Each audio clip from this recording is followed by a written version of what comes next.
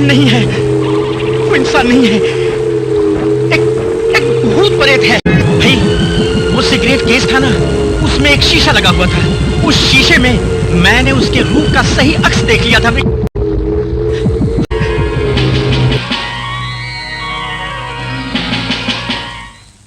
1989 में released horror film वही भयानक रात की कहानी कुछ इस प्रकार से है। किसी राज्य के महाराज ने उस राज्य के नियमों को उल्लंघन करके कामी और अत्याचारी राजकुमार ऋषि कुमार को एक राज्य के सिंहासन से वंचित कर दिया और उस राज्य के राजकुमारी रूपमती को राज्य का उत्तरदायित्व और सारे धन संपत्ति सौंप दिया। क्रोधित ऋषि कुमार सिंहासन के लालच और बदले के भावना से काला जादू या ब्लैक मैजिक का मदद लेता है और एक वैम्पायर शैतान में बदल जाता है। वो तांत्रिक ऋषि कुमार को यह सलाह देता है कि लाल वस्त्र परिहिता महिलाओं का खून पीने से वो और शक्तिशाली और मजबूत होगा। बाद में ऋषि कुमार एक दिन तलवार लेकर चुपके से महाराज के शयन कक्ष में घुस जाता है और महाराज के हत्या करने का कोशिश करता है। ठीक उसी वक्त रानी रूपमती के हाथ उसका निधन हो जाता है, लेकिन मरने से पहले ऋषि कुमार ये कह के जाता है कि वो वापस आएगा और रूपमती से अपना बदला पूरा करेगा। इसके बाद महाराज के आदेश पर ऋषि कुमार के मृत शरीर को महल के तहखाने में एक ताबूत में जंजीर से जकड़कर बंद कर दिया जाता है। इसके बाद 300 साल बीत जाता है। इंसान से ज्यादा जानवर को खतरे का एहसास होता है साहेब। घोड़े के रुकने का मतलब है मौत को दावत देना। एक तूफानी रात जब एक आदमी अपनी गर्भवती पत्नी को अस्पताल ले जा रहा था तो महल के ठीक पास उनकी बग्गी ऋषि कुमार के दुष्ट आत्मा के प्रभाव से खराब हो जाता है। कोई अन्य विकल्प ना देखते हुए वो दंपत्ति हवेली के अंदर शरण लेता है और महिला ने हवेली के अंदर एक बच्चे को जन्म देता है। नवजात शिशु के शरीर को आधार बनाकर ऋषि कुमार की आत्मा को ताबूत से बाहर निकलने का एक मौका मिल जाता है और उस नवजातक के शरीर के मदद से ऋषि कुमार के दुष्ट आत्मा को एक रूप धारण करने का मौका मिल जाता है। उसके बाद ऋषि कुमार वैम्पायर बनकर कुमार नाम से उस हवेली में रहने लगता है।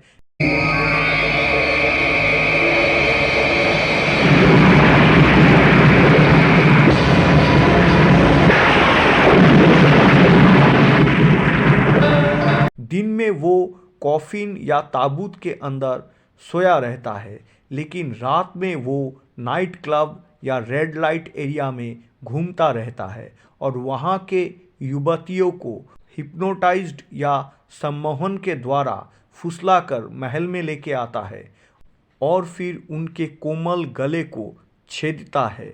फिर वो उनके लाशों को झाड़ियों में या सड़क पर या नदी के किनारे फेंक देता है।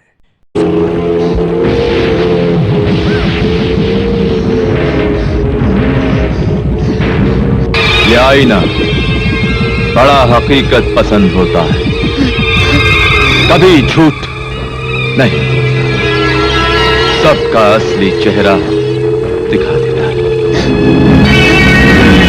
कॉलेज का छात्र विक्की नए कॉलेज में एडमिशन लेने के बाद शहर में एक मकान किराए पर लेता है।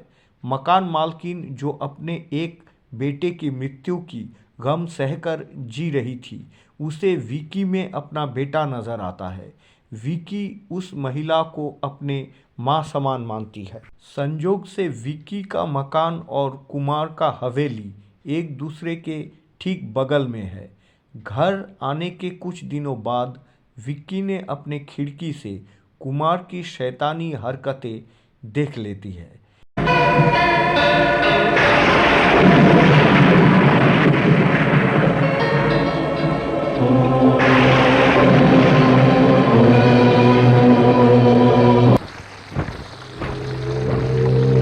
लेकिन उसका कोई दोस्त और उसका प्रेमी रूपाली विक्की के बात पर यकीन नहीं करना चाहता। एक दिन एक औरत विक्की से कुमार के घर का पता पूछती है। विक्की उसे पता बताता है। देर रात विक्की खिड़की से देखता है कि कुमार उस लड़की का खून चूस रहा है। कुमार को भी ये पता चल जाता है कि विक्की उसकी गतिविधियों और कामकाज पर नज़र रखने की कोशिश कर रहा है। बाद में सड़क के किनारे महिला का लाश मिलता है। विक्की पुलिस को समझाने की कोशिश करता है कि महिला की मौत के लिए कुमार जिम्मेदार है। कुमार साहब, आपका पूरा घर पर्दों से कवर है। क्या आपको रोशनी अच्छी नहीं लगती? जी नहीं। पुलिस विक्की के साथ कुमार से पूछताछ करने के लिए कुमार के हवेली पहुंचती है। पुलिस विक्की की बातों पर जांच करती है, लेकिन कुमार पुलिस को गुमराह करने में कामयाब होता है। पुलिस को कोई सबूत नहीं मिलता है। पुलिस उल्टा विक्की को धमकाता है। ठीक उस समय कुमार के ड्राइंग रूम में अपने प्रेमिका रूपाली की एक बड़ी तैलचित्र देखकर विक्की हैरान हो जाता है। आइंदा मेरी हवेली की तरफ आए या ताक झांक करने की कोशिश की तो इसका अंजाम अच्छा नहीं होगा, समझे? फिर एक दिन कुमार विक्की के घर आता है और विक्की को उसके काम में दखल देने से मना करता है और विक्की को जान से मारने की धमकी भी देता है। विक्की भले ही डर जाता है, लेकिन अपने इरादों से पीछे नहीं हटता। वो कुमार का असली चेहरा जनता के सामने उजागर करने की कोशिश करने में जुटा रहता है। इस बीच एक दिन कुछ गुंडे द्वारा पीछा किए जाने के बाद विक्की की प्रेमिका रूपाली कुमार से सुनसान सड़क के बीच लिफ्ट मांगती है। यह वहाँ है कि रूपाली कार के शीशे में कुमार के असली शैतानी रूप देख लेती है। कुमार रूपाली को मारने की कोशिश करता है। रूपाली किसी भी तरह एक शिव मंदिर में प्रवेश कर अपनी जान बचाती है। उसके बाद रूपाली को पता चलता है कि विक्की ने उसे अब तक जो कुछ भी बताया वो एक एक बात सच है।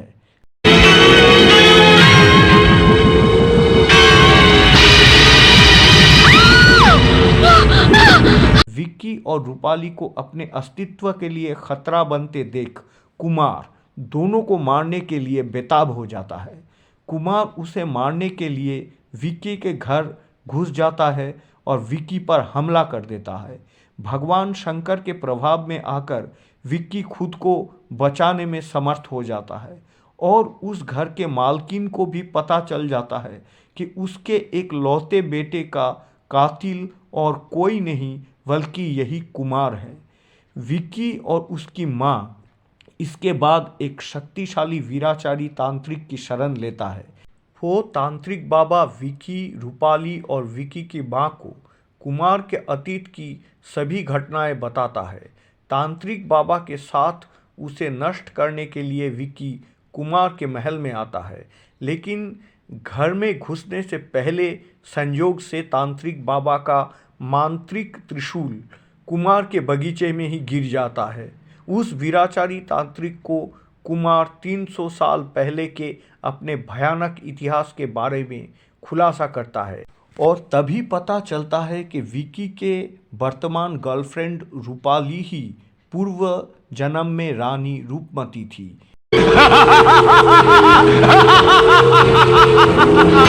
उसके बाद त्रिशूल खो जाने से तांत्रिक भी कुमार के हाथों मारा जाता है।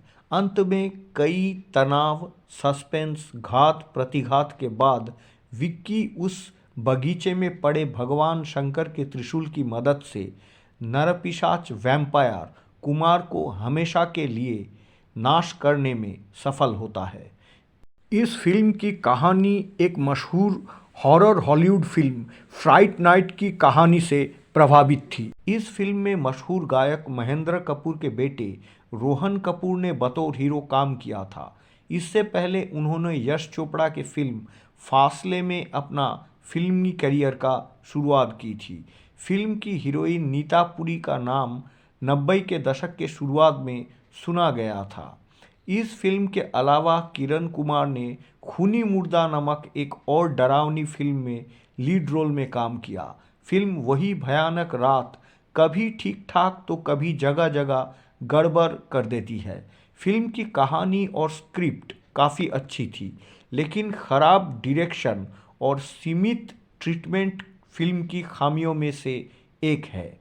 फिल्म की क्लाइमैक्स सीन निर्देशक की समझदारी की कमी दर्शाता है। ऐसा लगता है कि लंबी शूटिंग से थकी फिल्म की पूरी यूनिट अगर फिल्म ख़त्म कर पाती है तो किसी तरह से बच जाती है। ऐसे करके फिल्म को ख़त्म किया गया है। मेकअप बेहद साधारण है। रामसे ब्रदर्स का कॉपी करके किरण कुमार के चेहरे को एक भारतीय भौतिक शैली या शैतान में विकृत करने की कोशिश करने के वजह किरण कुमार को सिर्फ एक विदेशी वैम्पायर के रूप में दिखाना बेहतर होता। लंबे कद के किरण कुमार वैम्पायर के रूप में काफ़ी भयानक दिख रहे थे इस फिल्म में। गाने या संगीत के बारे में कहने के लिए कुछ खास नहीं है। सुरेंद्र कोहली की म्यूज़िक औसत है, मगर फिल्म की सिनेमाटोग्राफी यानी कि कैमरे का काम काफ़ी अच्छी है। एडिटिंग भी काबिले तारीफ है। जो लोग हॉरर फिल्म पसंद करते हैं वो एक बार तो फिल्म वही भयानक रात देख ही सकते हैं। फिल्म के निर्माता निर्देशक विनोद तलवार ने इस फिल्म के अलावा अन्य 2 छोटे बजट की हॉरर फिल्मों का निर्देशन दिया था। इससे तो यही पता चलता है कि आज इन फिल्मों पर चाहे जितने भी लोग हंसे, उन दिनों इन फिल्मों ने प्रोड्यूसर्स यानी कि निर्माताओं को कुछ ना कुछ प्रॉफिट या मुनाफा तो ज़रूर ला के दिया होगा।